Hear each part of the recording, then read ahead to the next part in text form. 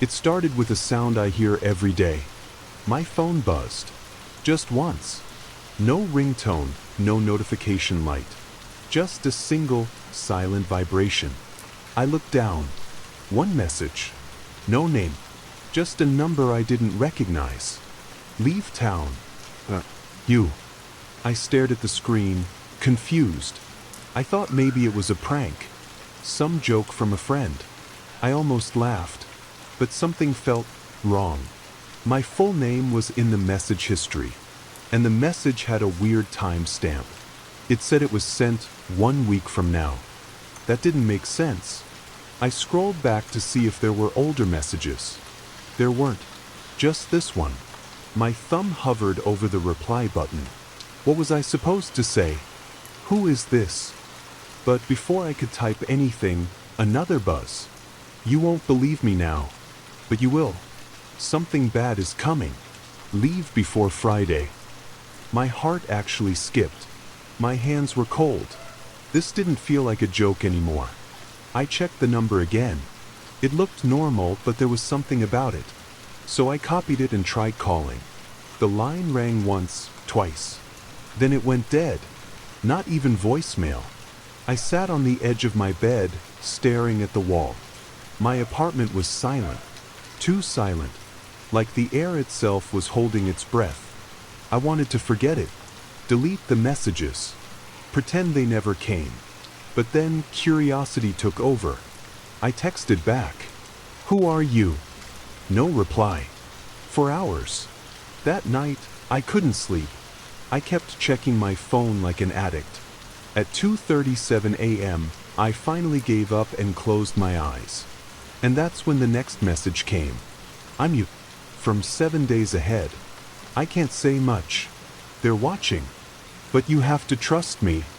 That's when I dropped the phone. I actually dropped it. I didn't believe in stuff like this. I'm a normal person.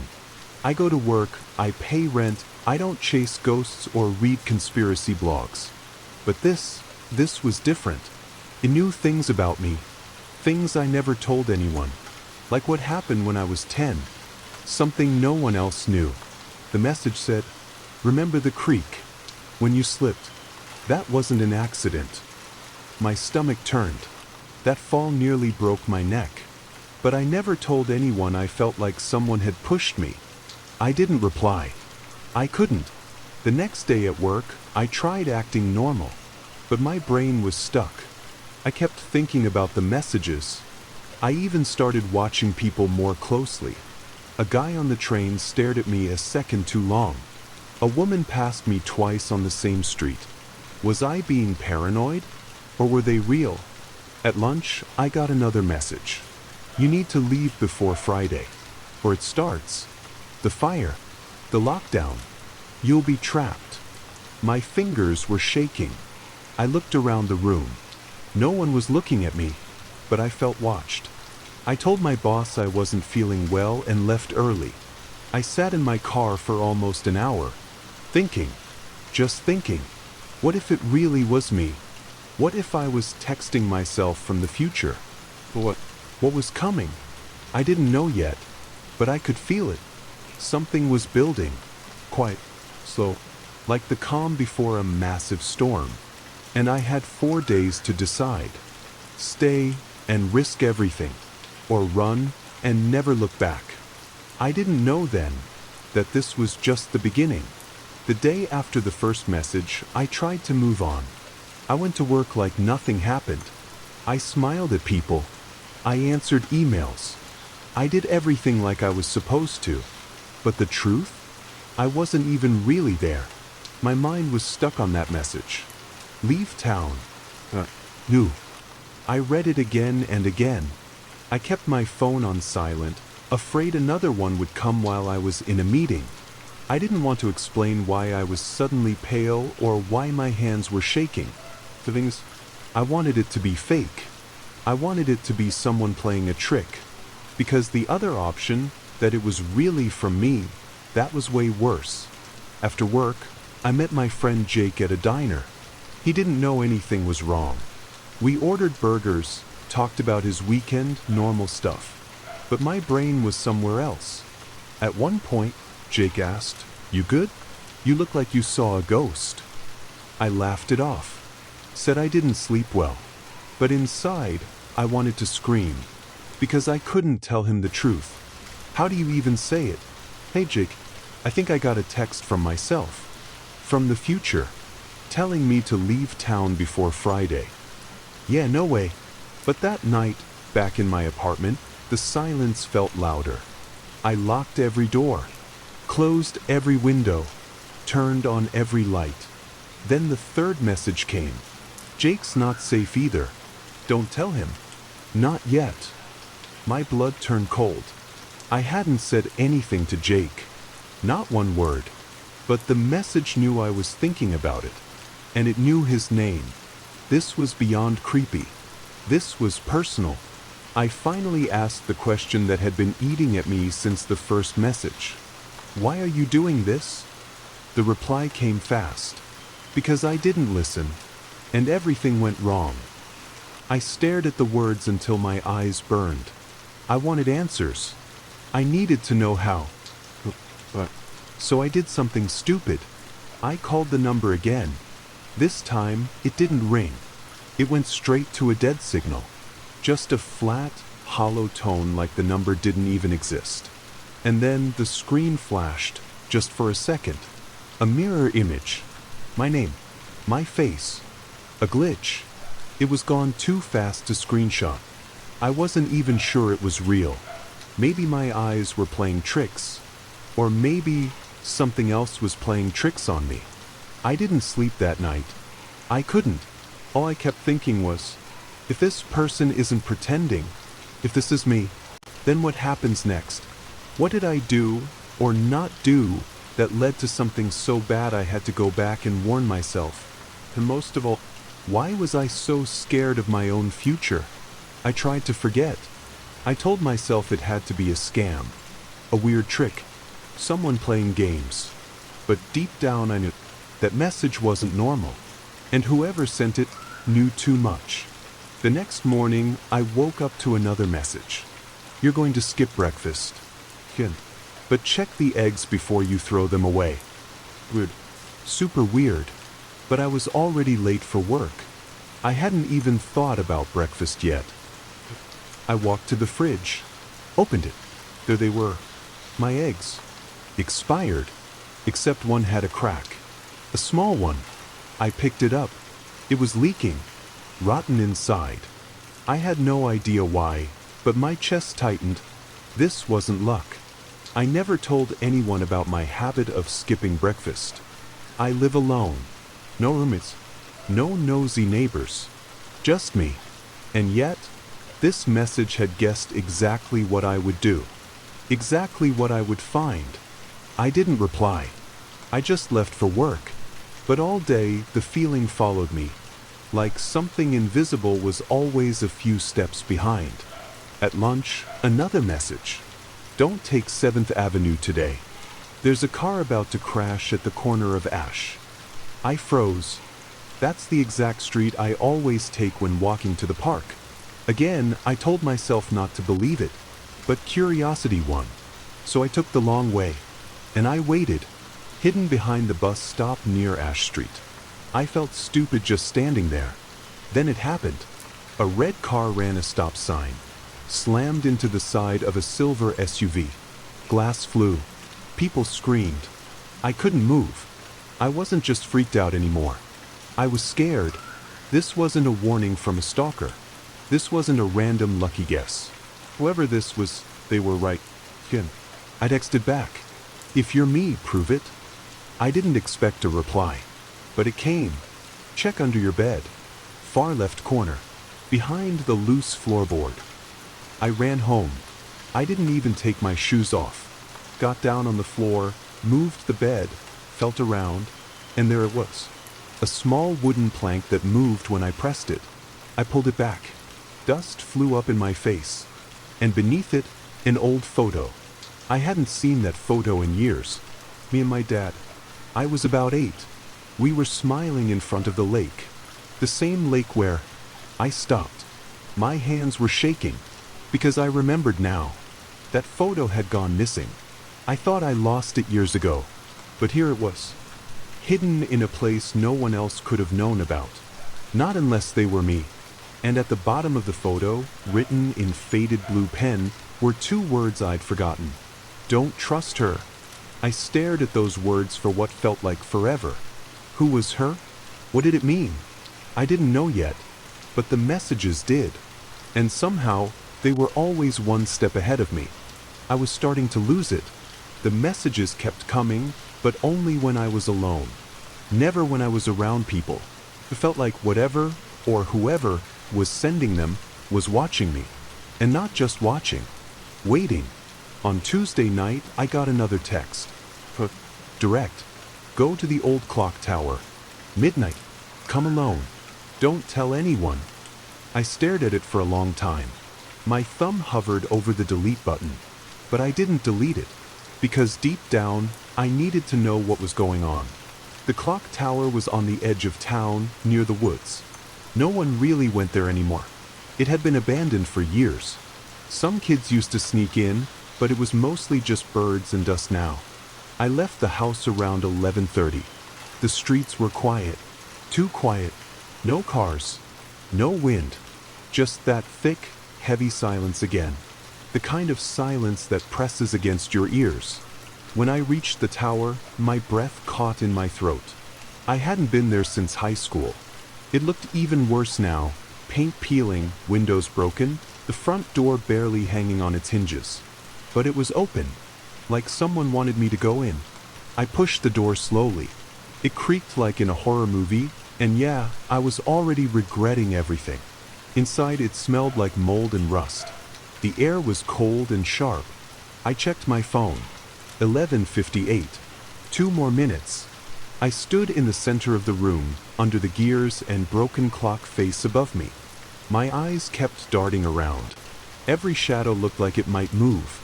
Every creak sounded like footsteps. Then my phone buzzed. Look up. I froze. I tilted my head slowly. And I saw it. In the middle of the ceiling, between the wooden beams, something had been scratched into the wood. Words. Just barely visible in the dark. I used my phone light. This is where it started. What started? I didn't know. But my stomach dropped. Then another buzz. They came here first. They'll come again. Midnight. Friday. I felt sick. The gears in the tower creaked as if they were alive. Something moved up above, but I couldn't see what. Maybe just rats. Maybe not. I turned to leave. But before I could reach the door, one final message came. You still have time. But not much. Get out. Now. I didn't wait to ask why. I ran. Didn't look back. Didn't stop. Didn't breathe until I was back in my car. I locked the doors, heart racing, eyes wide, headlights off, just sitting there in the dark. Something happened at that tower. Something important. And whoever was sending these messages wanted me to remember. Or maybe prevent it. I checked the time. 12:01. Midnight had passed. And now the countdown had begun. After the clock tower, everything felt different. Like something had shifted. Like I had crossed a line I didn't even know was there. I couldn't unsee what I'd seen. I couldn't ignore the warnings anymore. But I also didn't understand them. Not fully. All I knew was that Friday, the day they kept mentioning, was getting closer. It was Wednesday now, and I was being watched. It started small. Just a feeling. You know that strange sense when you know someone's looking at you, even if you can't prove it? That chill down your spine. That itch between your shoulders. I felt that all morning. On the train, I noticed a man sitting 2 rows behind me. He never looked at his phone. Never blinked. Just stared forward. He didn't get off at any stop. Not until mine. Then I saw him again at the corner store. Same jacket. Same blank face. That night, after work, I walked home. I took a different route. Through the back alleys. I didn't want to be followed. But when I reached my street, I stopped. He was there. Across the road. Half hidden behind a parked car. I didn't move. I didn't breathe. Neither did he. For a second, It felt like time had stopped. Then my phone buzzed. "Don't go inside yet. He's waiting." I looked down the street again. Gone. He was just gone. I ran. Full sprint. Past my building, around the block. I didn't go home. Not yet. I just needed to think. I ducked into an old laundromat that was still open. Sat between two dryers and tried to calm down. Then my phone buzzed again. "You weren't followed." "Not this time." "But he'll be back." My chest tightened. I wanted to scream. Who was this guy? Why was he following me? And how did my future self, or whoever was texting me, always know? That's when something truly terrifying happened. A photo came through. It was me, taken from behind, from just a few feet away, inside the laundromat. My hands went cold. My skin turned to ice. I stood up, heart hammering, looked around. No one. Just two older women folding towels. A bored teen behind the counter. But someone had taken that picture. Just now. I left. I didn't even care if I was being followed again. I just needed to get out. I took another long way home. Changed directions 3 times. Waited in an alley. Hid behind dumpsters. I must have looked crazy, but I had to be sure no one was behind me. When I finally got home, I locked every door, drew every curtain, sat in the dark, phone in hand, and I asked the question that had been killing me inside. Who is he? The pause. Then the reply. Not who. What? That was it. That was the entire message. I stared at the screen, heart pounding. Not who. Whatever that man was, he wasn't just watching me. He was part of something bigger. And whatever it was, it had already found me. I didn't sleep that night. Not even a minute. Every time I closed my eyes, I saw that photo, the one taken just seconds after I got the last warning. I kept thinking about the man watching me, or the thing watching me, because the last message didn't call him a person. It said, not who. What? That word kept echoing in my head. What kind of thing follows you? Watches you like it knows your next move? Like it's waiting for something to happen? By morning, I made a decision. I'd leave town, at least for a day. Just get out, clear my head. But before I could pack, I got another message. Not yet. One more test. Watch the intersection on Pine and 10th, 3:14 p.m. That's it. No details. No threats. Just a time and a place. I didn't know what to do. My instinct said run. Just leave and never look back.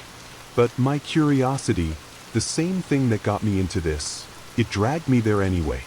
At exactly 3 p.m., I stood across the street from the Pine and 10th intersection.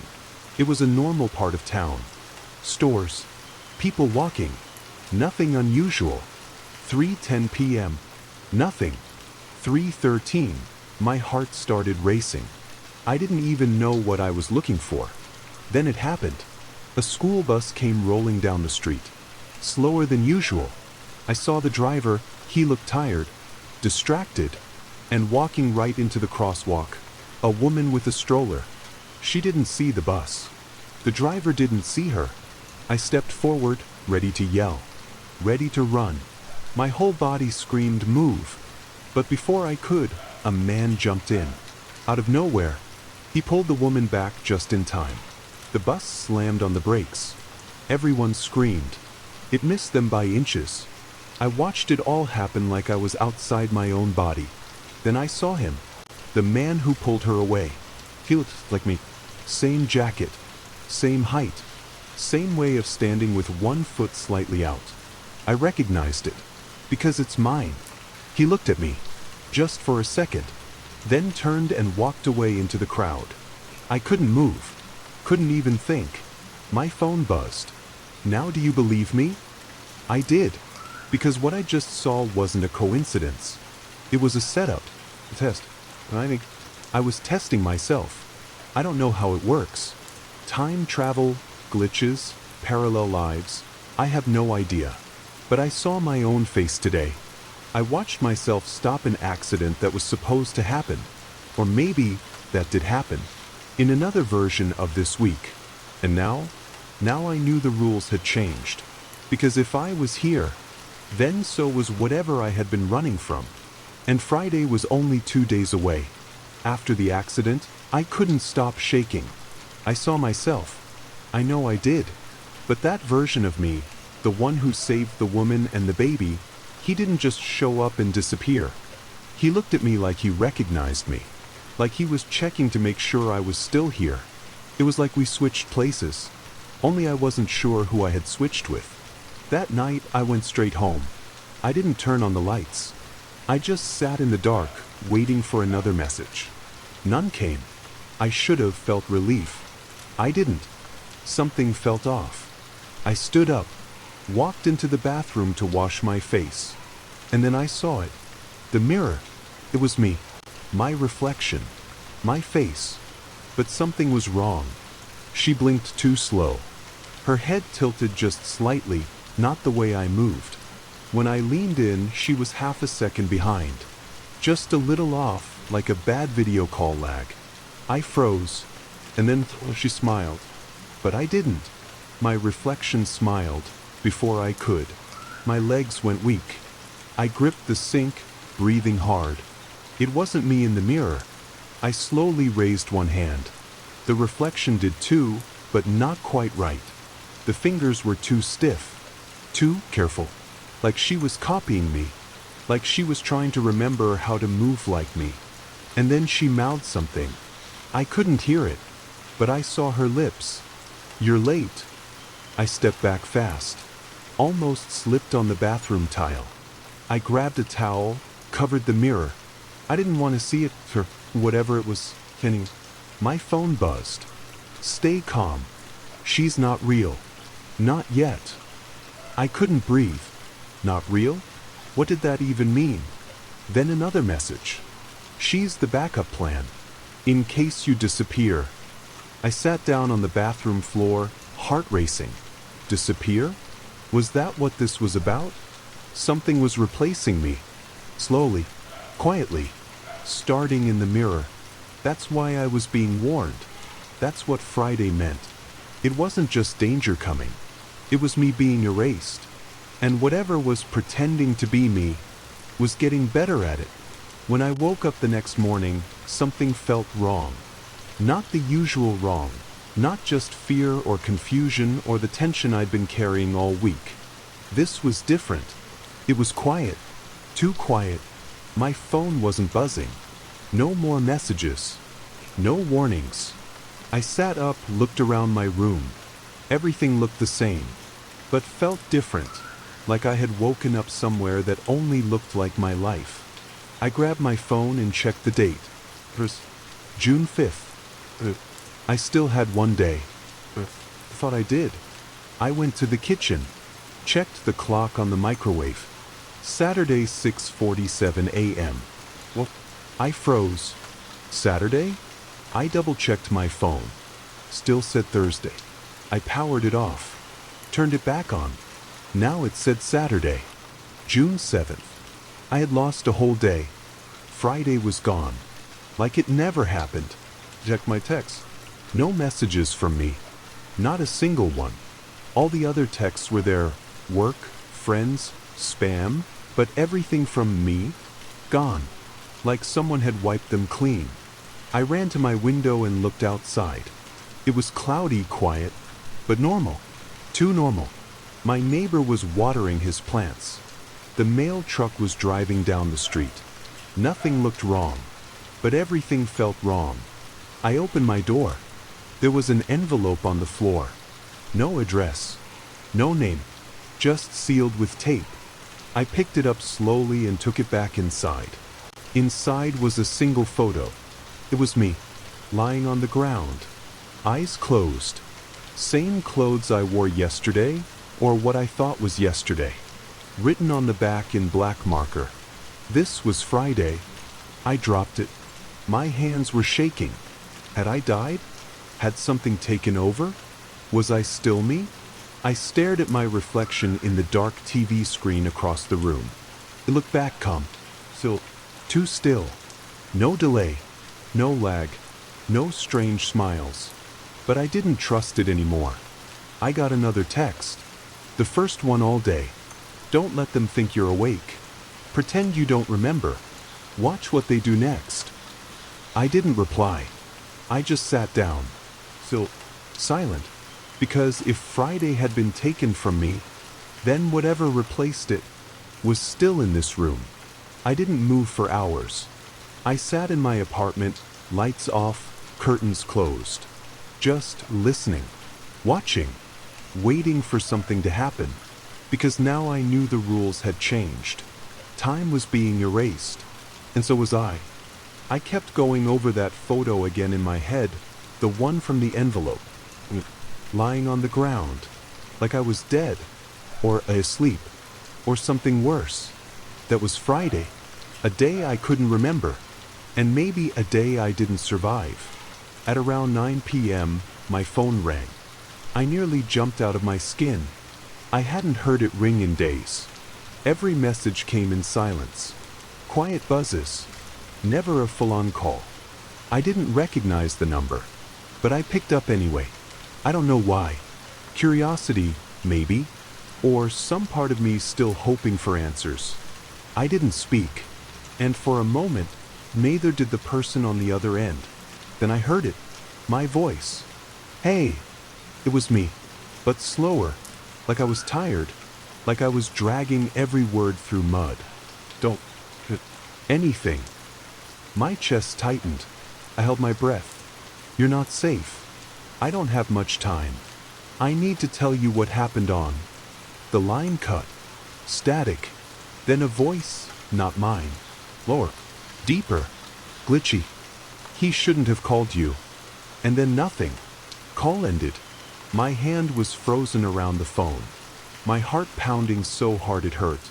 I tried calling the number back. Nothing. Not even a ring. I looked at my recent calls. It was already gone. Deleted. Like it never happened. Then I noticed something else. My phone's wallpaper had changed. It used to be a photo I took last month. The lake behind my uncle's cabin. Peaceful. Blue water. Birds in the sky. It was all black, with one sentence written across the screen in white text. If you hear your own voice again, run. I dropped the phone. I backed away from it like it was going to explode. Because now I knew. There wasn't just one version of me out there. There were two. And one of them didn't want me to survive this week. I couldn't trust my phone anymore. Not after the call. Not after the wallpaper change. I needed something real. Something solid. So I went to my closet. In the back, buried under old boxes, was a dusty, leather-bound journal I hadn't opened in years. It was mine, or at least it had been. I flipped it open. The pages were yellowed and brittle. The handwriting shaky, like someone struggling to hold the pen. And then I found it. An entry dated exactly 1 year ago. Said, I don't know how much time I have left. If things go wrong, I'll have to warn myself. I'm scared someone else is trying to take over my life. I don't know how or why, but I'm leaving messages. Messages only I can understand. If you're reading this, you need to be ready. Friday is the day everything changes. My hands trembled. That journal was written by me, but a different me. A me who already knew what was coming. I kept reading. There were strange symbols in the margins. Circles with lines, arrows pointing everywhere. A map of the town with a red X over the old clock tower. And one sentence underlined 3 times. Find the source. Stop the copy. I stared at the words. The copy. The thing that looked like me. The thing that called itself me. Was this all a battle for who I really was? I needed answers. But where would I even start? Then I heard it. A knock at the door. Slow. Deliberate. I froze. No messages. No warnings. Just the knock. I looked at the journal, then toward the door. And I knew one thing for sure. Friday was almost here. And whoever was outside was ready to finish this. My heart pounded like a drum. I stared at the door, the knock coming again, slow, heavy, certain. No messages, no warnings, just that knock. I didn't know if I should answer. If I opened it, I might be walking right into danger. But if I didn't, I might miss my only chance for answers. I crept to the door and peered through the peephole. No one was there. I blinked, then looked again. A man stood a few feet away, just outside the porch light's reach. He wore a long dark coat, and his face was hidden in the shadow of a hood. I didn't recognize him. I didn't know if he was friend or foe. The knock came again, louder this time. Then a voice, low and calm, whispered through the doorframe. "You have to trust me." I hesitated. My hand shook as I reached for the doorknob. Another message popped up on my phone. "Open the door, but don't let him inside." I unlocked the door just enough to speak through the crack. "Who are you?" I asked. The man's voice came steady. "I'm someone who wants to help. I know about the messages. I know about the copy." My breath caught. "How do you know?" He paused, then said, "Because I'm like you, but I'm the one who escaped." I stared at the shadowed face. The words hit me like a punch. There was more than one copy, more than one version of me, and this man, whoever he was, had survived. I needed to hear everything, but first I had to be sure. "How do I know I can trust you?" He didn't answer. Instead, he slid a folded piece of paper under the door. I picked it up and unfolded it. Inside was a drawing, the clock tower, but with a bright red circle around a small door at the back, and a single sentence written in messy handwriting. "Go there, before Friday. It's the only way." My hands trembled. The clock tower again. Friday again. I looked back up. The man was gone. I wasn't sure if I'd made a friend or an enemy, but I knew one thing. Time was running out. I didn't waste a second. I grabbed a flashlight, the note from the stranger, and headed back to the clock tower. It was late, almost 11 p.m., and the town was quiet. Too quiet. The air felt heavy, like something was waiting for me. When I reached the tower, I looked at the back, just like the note said. There was a small, hidden door, almost invisible behind some old vines and broken bricks. I pushed it open slowly. Inside was a narrow staircase going down into darkness. My heart raced. Every step echoed as I went down. At the bottom, I found a small room filled with old papers, strange machines, and a flickering screen. On the screen, a message glowed. "Welcome. You found the source." Suddenly, my phone buzzed.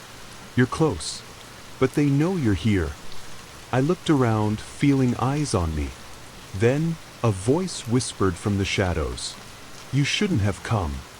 I froze. This was bigger than I thought.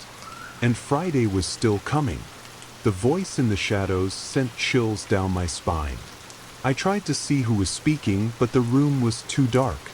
The flickering screen was the only light, casting strange shadows on the walls.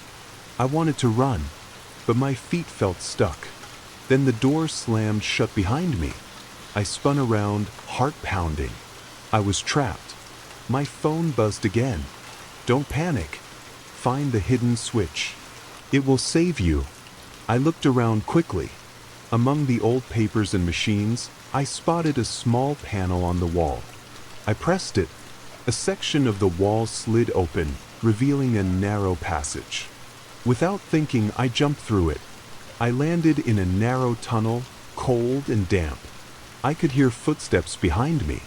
Someone was coming. I ran as fast as I could. Friday was almost here, and I didn't know if I'd make it out alive. I ran down the tunnel, my breath ragged and sharp in the cold air. The footsteps behind me were close, too close. I didn't look back. I just kept running. Suddenly, the tunnel opened into a small room lit by a single flickering bulb. And there, standing in the middle, was her. The copy. She looked exactly like me. Same face, same eyes, same tired expression. But something in her smile was wrong. It was cold, empty. She stepped forward slowly. "You shouldn't have come here," she said, voice calm but icy. I swallowed hard. "Who are you?" She laughed softly. "I'm what happens if you lose. The backup plan. The future you if you fail." My hands shook. "I'm not going to let you take over." She smiled wider. "You don't have a choice." The door slammed shut behind me. Friday was here, and the final battle had begun. Friday morning came faster than I expected. The sun was weak behind thick clouds, like the world was holding its breath. I stood in front of the clock tower's hidden door, the place where everything started and where it would end. My hands were shaking, but I had no more time to hesitate. The copy was waiting inside. Inside me was a voice screaming to run. But something deeper told me to stay, to fight. I pushed open the door and stepped inside. The room was cold, empty, but I wasn't alone. She was there, sitting calmly in a chair, watching me. "It's time," she said softly. I took a deep breath. "What do you want from me?" She smiled, but it wasn't a smile. "To replace you, to live your life, to be real." My heart pounded. "I won't let that happen." She stood up slowly, reaching out a hand. "Then make a choice. Stay here and disappear, or leave and forget everything." Tears blurred my vision. Was I ready to lose myself? Or was I ready to fight for who I was? I looked at her hand, and then at the door behind me. Time was running out. I took a step forward and made my choice. I don't know what happened after I made that choice. The world around me blurred, time twisting and bending like a dream. But one thing is clear, I'm still here. Still me. Maybe a little changed. Maybe a little scared. But alive. The messages stopped. The warnings faded. And the town slowly went back to normal. Or at least as normal as it can be after you've seen yourself from the future. After you've stared into the mirror and wondered if the person looking back is really you. Some things we can't explain. Some things we have to fight for. And sometimes the hardest battle is the one inside ourselves. So if you ever get a message from your future self, listen closely. Because your life might depend on it.